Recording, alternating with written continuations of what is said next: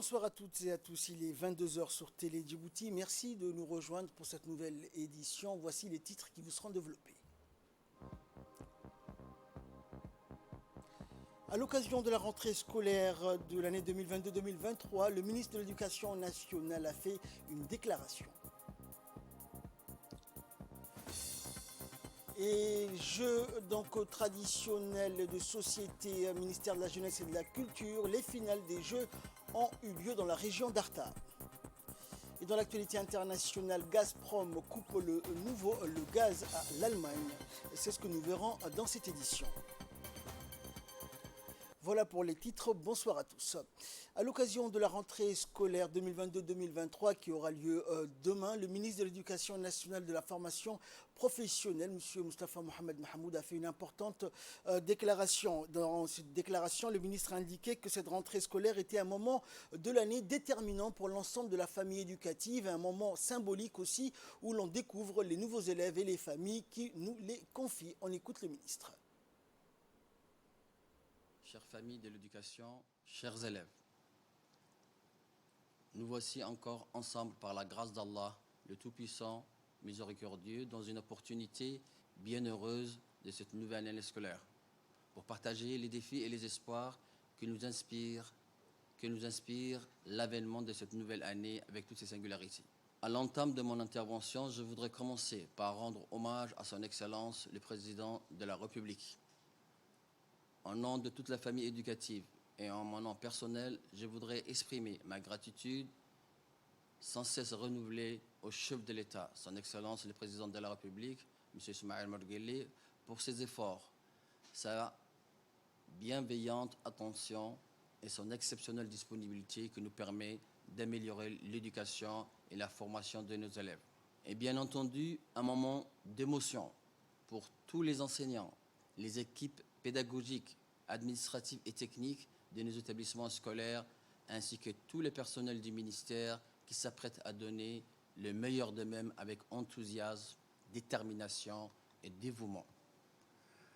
Cette nouvelle année, nous pouvons l'aborder sous le signe de la confiance dans la qualité de l'enseignement dispensé et l'excellence des résultats enregistrés par nos élèves dans toutes les épreuves, et notamment celle du baccalauréat. Notre école d'excellence en est le meilleur symbole. Chers compatriotes, conformément à la feuille de route tracée par son Excellence le Président de la République, notre système éducatif s'agrandit d'année en année et diversifie ses offres éducatives à l'ensemble de nos jeunes concitoyens. Inch'Allah, pour cette rentrée 2022, l'ensemble du système éducatif public et privé de tous les ordres d'enseignement, base, moyen et secondaire, compte 160 150 élèves et apprenants. La parité filles-garçons, alhamdoulilah, est atteinte au primaire et elle est de 0,86 au collège et au lycée. C'est-à-dire, pour 100 garçons, il y a 86 filles au collège et lycée. Il s'agit d'une moyenne nationale. Nous devrons, Inch'Allah, poursuivre nos efforts pour la scolarisation et le maintien de nos filles dans le système. Pour cela, nous avons lancé un vaste programme de scolarisation et d'autonomisation des filles. Cette année, nous comptons également 347 établissements avec 6093 enseignants, 1114 personnels administratifs et 1314 agents. Cet effort de l'éducation s'est traduit dans le nombre d'enseignants recrutés chaque année, qui est en moyenne de 500 postes ouverts au concours de recrutement pour compenser les départs à la retraite, répondre également aux besoins engendrés par l'augmentation de volume horaire d'enseignement, mais également les nouvelles disciplines introduites dans le cadre de la révision de curricula pour améliorer la qualité des enseignements-apprentissages.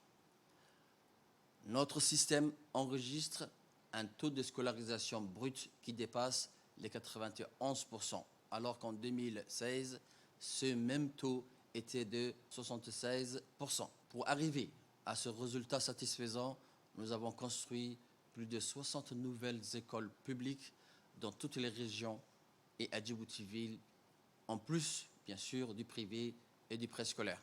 Parallèlement donc à la démocratisation de notre système, nous nous orientons également vers l'excellence.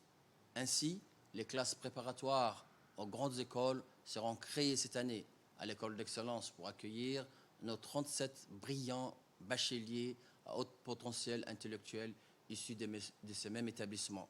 C'est une fierté pour nous tous.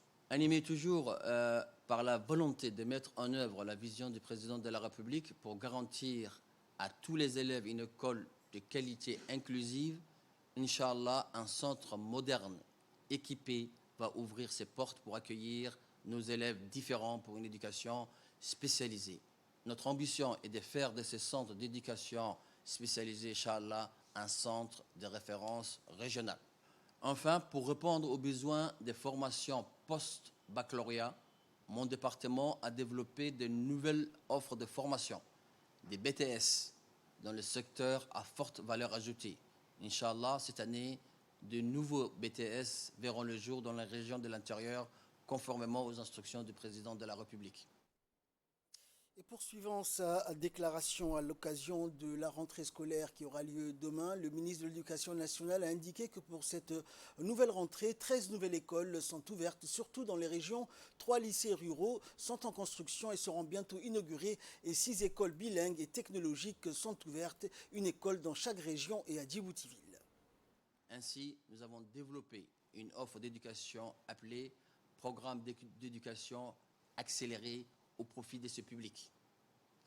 Ce programme de promotion d'une éducation inclusive, équitable et de qualité accessible à tous, destiné aux enfants et jeunes n'ayant jamais été scolarisés et dont la scolarité a été interrompue tôt, pour leur offrir l'opportunité d'acquérir des compétences équivalentes à celles reconnues dans l'enseignement de base et ainsi d'envisager une réintégration dans le système éducatif formel. Cette école de la seconde chance sera mise en place cette année dans les zones vulnérables. En outre, la revalorisation du personnel constitue pour nous un important levier. Grâce à l'appui du président de la République, le corps d'inspection et les personnels d'encadrement et de formation ont bénéficié d'une revalorisation salariale substantielle. Cette mesure de promotion des principaux acteurs pédagogiques est un important levier pour changer la donne dans les classes au niveau des apprentissages et des performances de nos élèves, lesquels sont les bénéficiaires finaux de toutes nos actions. Dans le cadre de la mise en œuvre de la politique nationale enseignante, des efforts supplémentaires du gouvernement ont été consentis pour améliorer les conditions de vie des enseignants, tels que les logements sociaux qui leur sont accordés prioritairement. En outre, la notation tous les 2 ans des enseignants titulaires effectifs depuis l'année 2021-2022 déterminera, Inch'Allah, les avancées sur la base du rendement professionnel cumulativement à celle de l'ancienneté. La formalisation de cette action est en cours avec mes collègues du ministère du Travail et du Budget. Pour mesurer la pertinence des actions engagées, mon département est désormais engagé dans une politique d'évaluation et de reddition des comptes à tous les niveaux. Des évaluations nationales des apprentissages, EGRA et ENI, permettent d'éclairer les décisions de régulation des programmes scolaires, des enseignements et de la formation. Nous nous préparons, Inch'Allah, dans un futur proche, à faire participer nos élèves à des évaluations internationales type PASEC pour compléter les résultats des évaluations nationales et ainsi apprécier l'efficacité de notre école et apporter ainsi les remédiations et les régulations idoines. Chers compatriotes, comme vous pouvez le constater vous-même, la transformation de notre école est bien engagée. Les perspectives de cette nouvelle année scolaire et les années à venir sont bien intéressantes. Nous avons réalisé en mars 2022 un audit organisationnel du ministère qui doit déboucher cette année sur une nouvelle organisation et un nouveau fonctionnement. Cet audit doit nous permettre de recentrer les attributions et les ressources des entités autour des objectifs stratégiques de l'éducation tels que l'accès, l'équité, la qualité et la gouvernance moderne. Nous avons créé une inspection des préscolaires en mars 2021, révisé le curricula aussi, lancé la conception d'outils didactiques qui seront mis en œuvre dès cette rentrée scolaire par des enseignants formés et bien encadrés sur le terrain. En juin 2025, Inch'Allah, 75% des élèves âgés de 5 ans doivent bénéficier d'une année du préscolaire. Chers parents d'élèves, je reviens à vous pour dire encore que c'est avec votre concours que nous pourrons démarrer, assurer une école de qualité. Nous vous demandons de nous accompagner pour relever les défis de cette année scolaire. Ceci pour le plus grand bien de nos élèves et de vos enfants. Enfin, chères familles de l'éducation, portons haut et fort la vision du président de la République pour garantir à nos élèves une école citoyenne, inclusive, de qualité. Nous sommes conscients des défis que nous devons relever ensemble, mais notre ambition est à la mesure de notre détermination. Engageons-nous pour la réussite de nos élèves et le développement de notre patrie. Bonne rentrée scolaire à toutes et à tous. Vive l'éducation nationale, vive le président de la République et vive la République de Djibouti.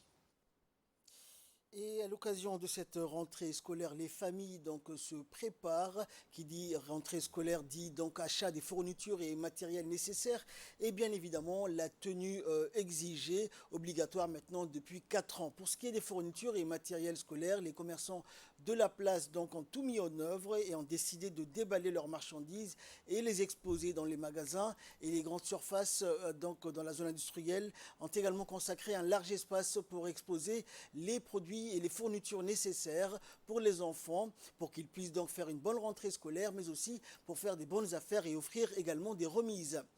Et les deux grandes surfaces, l'établissement El Gamil et Nougapri, donc on remarque que des espaces plus élargis se tournant sur le flanc gauche avec les fournitures et les matériels scolaires sont en mise en place pour le plus grand bonheur des élèves.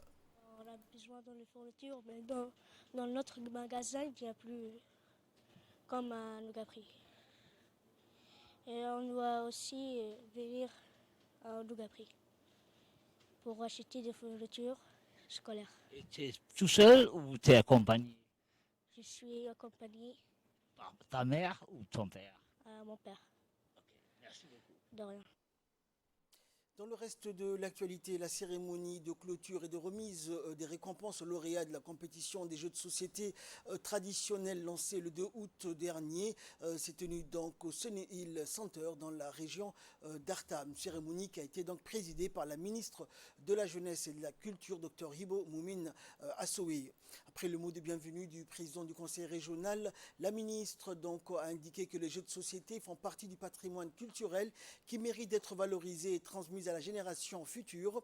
Des compétitions qui traduisent bien concrètement la connexion intergénérationnelle et qui sont explicitement inscrites dans les attributions et actions du ministère de la Jeunesse et de la Culture conformément aux directives du président de la République.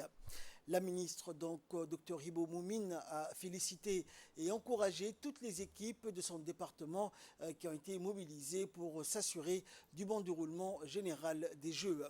Et dans la matinée d'hier, les gagnants des compétitions intra-régions, localités et chefs-lieux des 5 régions de l'intérieur, des 5 disciplines des jeux de société traditionnels se sont affrontés dans le CDC d'Arta. Et en amont, le comité technique avait établi le calendrier de passation des jeux entre les finalistes des 5 régions et les notices de règlement pour les gagnants de chaque discipline des jeux de société traditionnels. Finalement, cet événement ne constituant donc que la première étape du projet de sauvegarde et de transmission des jeux de société traditionnels. Un second travail de fond portant sur la collecte des données et des jeux traditionnels se poursuivra jusqu'à fin octobre. Un recueil de tous ces jeux sera publié et diffusé.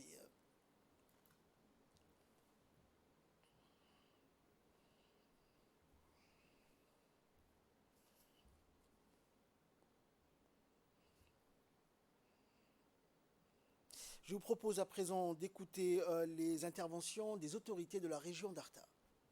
La remise de récompense aux lauréats des jeux traditionnels. C'est-à-dire que bon cas, beaucoup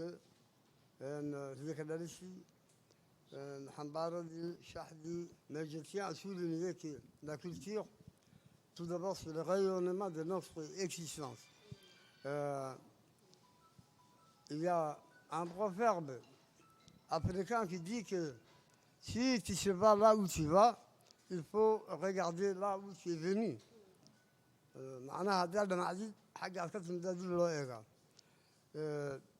Voilà tout ce que j'ai à dire. Soyez les bienvenus encore une fois. Merci. Tout d'abord, nous souhaitons la bienvenue à Madame la ministre de la Jeunesse et de la Culture, Son Excellence Dr Hibo Moumin Assoui, ici à Arta, ainsi qu'avec sa délégation dans le cadre de la cérémonie des récompenses des gagnants et des 5 régions de l'intérieur, des jeux, des sociétés et des traditions. Madame la ministre, vous avez fait le lancement des jeux traditionnels dans la région d'Arta en début du mois d'août. Voilà, maintenant au bout d'un mois, nous sommes ici encore réunis pour la cérémonie des remises où la région d'Arta est encore une fois honorée pour cette première édition des jeux des traditions. Nous vous remercions. Et de son côté, donc, la ministre de la Jeunesse et de la Culture, Dr Hibo Moumin Assoui, s'est réjouie de l'organisation de ces Jeux et de leur pérennisation. On l'écoute. C'est un honneur et un plaisir d'être là avec vous. Je me rappelle qu'on avait lancé le jeu de société traditionnel le 2 août. Et aujourd'hui, ça fait 1 mois. Donc, et un très bon travail, en effet, a été fait. On a voulu, pour les activités estivales de 2022, honorer cette catégorie de jeux. Et donc, ça a été une très bonne chose d'avoir initié, dans le cadre des activités estivales 2022, ce programme de jeux de société traditionnels. Et d'ailleurs, c'est toujours en rapport aux attributions du ministère qui nous sont assignées par le président de la République, son Excellence Ismaël Merguele, qui accorde beaucoup d'importance et les jeunes puissent s'approprier ces jeux de tradition ou bien en général les patrimoines culturels. Et donc ce travail de transmission est très important. Donc cette année, on a mis les jeux de société traditionnels qu'on a voulu faire dans les régions de l'intérieur, parce que la culture, le réservoir de notre culture, c'est vraiment les régions de l'intérieur, dans les localités. Donc les sous-directeurs ont allé jusqu'aux localités, donc ce que vraiment j'applaudis. C'est pour dire que vraiment il y a un très bon travail qui recherchait la qualité qui a été fait. Et donc, après les compétitions, c'est-à-dire chaque région doit désigner ses finalistes. Nous sommes ici réunis aujourd'hui pour clôturer les tournois interrégions. Donc ce sont les 5 régions, les candidats de 5 régions qui se sont affrontés, comme ça a été si bien dit. Et donc aujourd'hui, nous avons ce qu'on appelle les gagnants. Et donc pour nous, ça va être un travail de ciblage qui a été fait à travers ce jeu de compétition qui nous permettra, dans la suite du programme, puisque le programme n'est pas encore fini, et que l'objectif ultime qu'on veut atteindre, c'est la transcription de jeux de société traditionnels dans le patrimoine mondial de l'UNESCO. Donc un travail qui a été commencé en 2007. Donc les associations sont là pour travailler avec nous. C'est pour ça qu'on associe régulièrement les MENSUR, mais aussi le MENFOP. Les MENFOP parce que c'est aussi l'éducation et qu'on souhaite après qu'eux-mêmes ils transcrivent ce qu'on appelle le parchemin didactique dans les manuels scolaires. Donc ce travail-là, mais aujourd'hui nous avons la population passionnée qui va faire ce travail avec nous. Donc je tiens à féliciter tout le monde et je tiens surtout à remercier Arta et ses autorités. Mais je tiens surtout à dire que ce travail-là, si on l'a réussi, c'est grâce aux appuis, aux contributions de 2 autorités locales, donc la préfecture et les conseils régionaux. C'est avec eux qu'on a pu contrôler, récolter les données, faire en sorte que ce premier jeu puisse être une réussite. Donc je les remercie d'une manière collective. Toujours nouvelle nationale en matière de logement, le gouvernement a mis en place une politique adéquate permettant à chaque Djiboutien d'avoir un logement décent. Cette politique a porté ses fruits ces dernières années. En effet, de nombreux Djiboutiens en quête de logement ont acquis aujourd'hui un toit. Cependant, il s'agit pour la plupart de nouveaux logements dans la capitale. Il faut savoir que l'acquisition de tout logement inclut la soumission à certaines obligations vis-à-vis de l'État. Pour cela, la direction des domaines et de la conservation foncière vient d'émettre un communiqué des catégories concernées.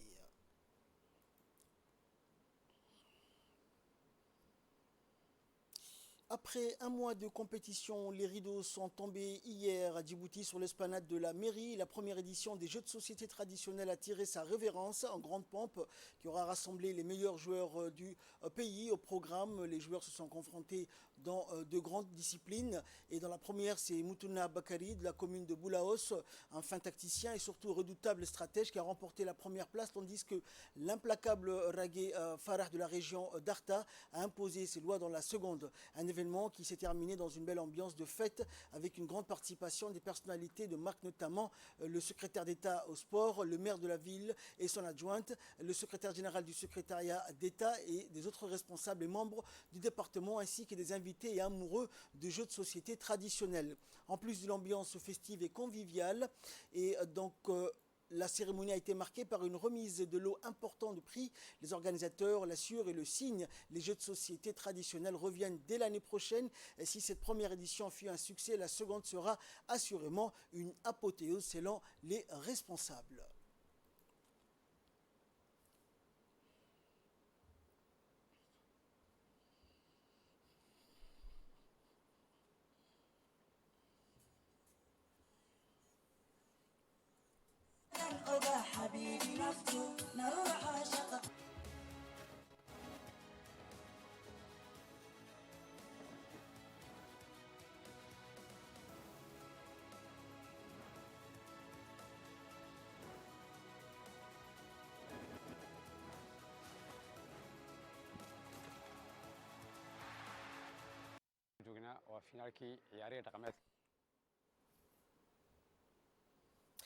Après les précipitations enregistrées sur le secteur Arta-Wea et ses environs, le barrage de l'Amitié a atteint un volume de 9 millions de mètres cubes d'eau enregistrés à ce jour, bien que les oueds environnants continuent de se déverser encore sur le barrage. Le niveau de contenance maximum, qui est de 14 millions de mètres cubes d'eau, n'est pas encore atteint. Toutes les autorités en charge de la sécurité ont pris les dispositions nécessaires afin d'éviter tout risque de noyade pour la population. Les forces de l'ordre de la police nationale et de la gendarmerie ont été déployées aux alentours du barrage pour alerter la population. Ces pluies qui ont débuté dans la nuit d'hier à aujourd'hui ont très largement arrosé tout le secteur et ont mis les oueds en crue, comme l'oued de Wea qui a atteint un niveau record. Pour l'heure, les premières informations qui nous sont parvenues font état de la disparition d'un jeune homme de 18 ans qui a été emporté par les eaux de l'oued de Wea. Les recherches lancées par les autorités préfectorales et les forces de l'ordre se poursuivaient encore aujourd'hui jusqu'en fin d'après-midi. Toutefois, il faut attendre le bilan des autorités préfectorales afin de donner des informations plus détaillées sur les pertes humaines ou de cheptel. Une chose est sûre, selon les témoins, le jeune homme de 18 ans a été emporté par le courant de l'oued. Aussitôt, l'alerte a été donnée par le préfet de la région d'Arta, Mohamed Cheikh Hassan. Les pompiers et les agents de la gendarmerie étaient à pied d'œuvre jusqu'à la tombée de la nuit pour retrouver le corps du jeune homme. Le préfet d'Arta, Mohamed Cheikh, informe les conducteurs des véhicules que la route nationale 1 au niveau du Petit Bara est recouverte par les eaux. Bien que la circulation ait été rétablie, la prudence est de mise sur ce tronçon de la RN1. Et dans le cadre de la campagne de contrôle des prix et de qualité, une équipe d'inspecteurs du ministère du Commerce a lancé en collaboration avec la préfecture et la police des opérations de contrôle inopinées de grande envergure au niveau de la région d'Ali Sabié. L'objectif de cette mission consistait à s'assurer d'une part du respect des prix homologués par le ministère du Commerce et d'autre part inspecter la qualité de denrées alimentaires de première nécessité commercialisées. Lors de ces opérations, les inspecteurs du ministère ont constaté que les prix pratiqués sur le pétrole lampant ou kérosène dépassaient largement les prix fixés par le ministère du Commerce et par les voies de ses contrôleurs, le ministère du Commerce saisit cette occasion pour lancer un appel à tous les opérateurs économiques et leur demander de se conformer au respect des prix fixés, tout en rappelant que les pratiques inflationnistes sont passibles de sanctions et de poursuites pénales.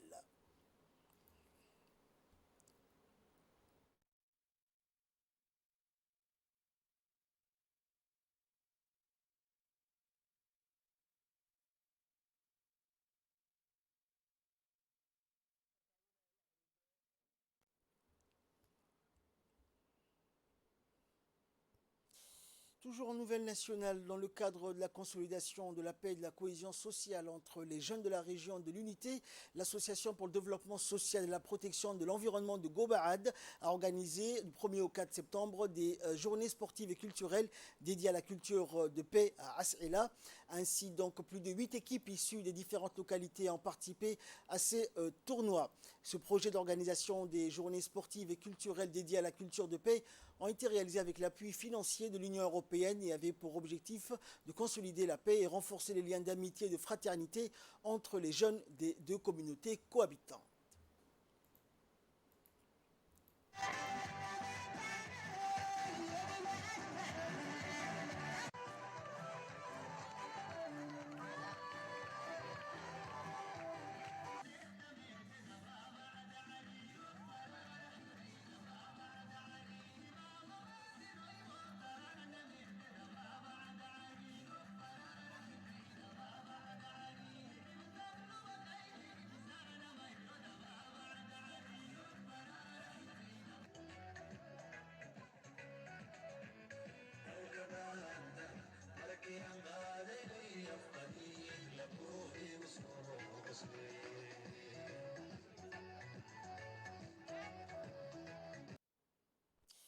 Et enfin, fait divers pour clore l'actualité, donc toujours dans les nouvelles du pays, un dossier de la rédaction. Nous allons vous parler donc d'un jeune entrepreneur djiboutien qui s'est lancé donc dans le produit de l'aluminium, spécialité donc qu'il a apprise et s'est lancé dans ce domaine. Regardez, c'est un document de la rédaction.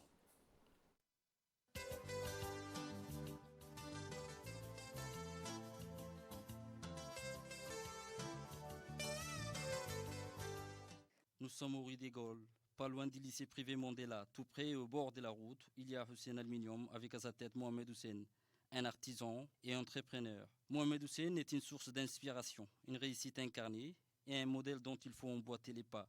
Aujourd'hui, ces grands messieurs, malgré ces stéréotypes, a choisi de s'aventurer dans la menuiserie aluminium. Son entreprise Hussein Aluminium participe aujourd'hui à la lutte contre le chômage. L'homme s'est taillé une place dans la construction, un secteur généralement dominé par les riches du pays ou par des jeunes djiboutiens entrepreneurs. Son entreprise Al-Hussein Aluminium propose des cadres en aluminium pour portes et fenêtres coulissantes, fenêtres à lamelles, balustrades, fenêtres à projection, cloisons et portes battantes entre autres. Il suffit d'y mettre les pieds en cellier pour reconnaître que cette entreprise est un important pourvoyeur d'emplois. Aujourd'hui, Mohamed Hussein travaille à son compte et emploie plus que 10 bonhommes, tous pères des familles. Il forme également d'autres personnes à ses métiers, contribuant ainsi à petite échelle à la création d'emplois dans son pays.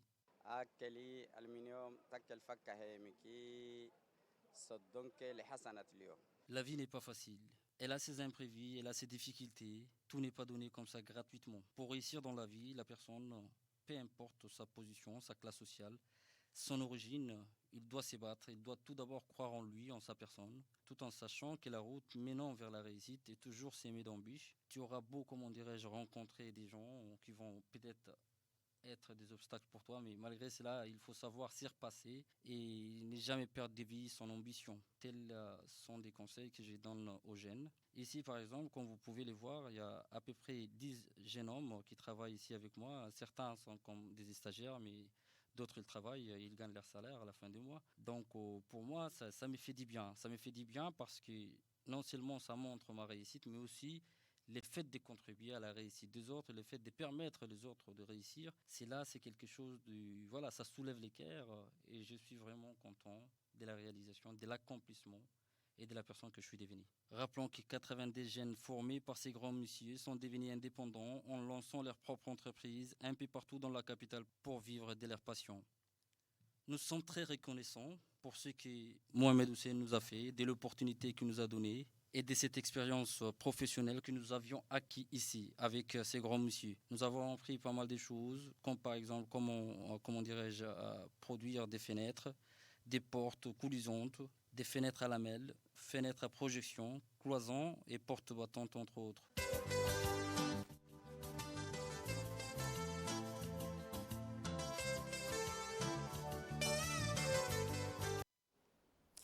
Fait divers, donc pour clore l'actualité nationale, un avis de recherche a été émis suite à la disparition de deux jeunes filles, en l'occurrence Marwa Mohamed Ali et Dersan Hassan Arab, qui sont portées disparues depuis hier soir vers 18h. Ces deux jeunes filles, respectivement âgées de 18 et 20 ans, résident toutes deux dans la cité Hodan. Elles sont activement recherchées par leur famille et toute personne donc disposant d'informations est invitée donc à joindre leur famille au numéro 77 64 62 39 ou le 77 02 77 33. Actualité internationale pour clore cette édition. Nord Stream, Gazprom coupe de nouveau le gaz à l'Allemagne. Fardous Hussein. Pour des opérations de maintenance, le gazoduc qui relie la Russie à l'Allemagne via la mer Baltique rencontrerait de nouveaux problèmes techniques sur une turbine. Sur la messagerie Telegram, Gazprom a fait état d'une fuite d'huile. Le Kremlin affirme de son côté que le problème serait lié à une pénurie de pièces de rechange en raison des sanctions visant la Russie.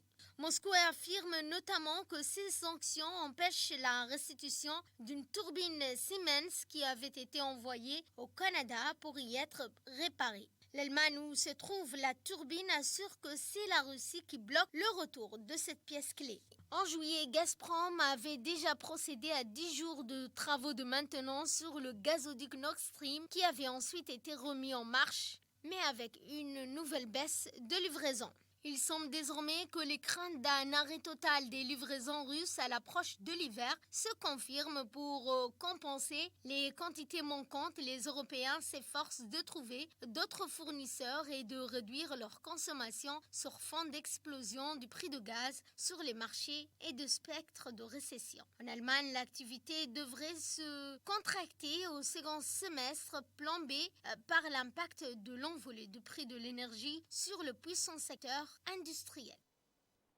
Fin de cette édition. Merci à vous de nous avoir suivis.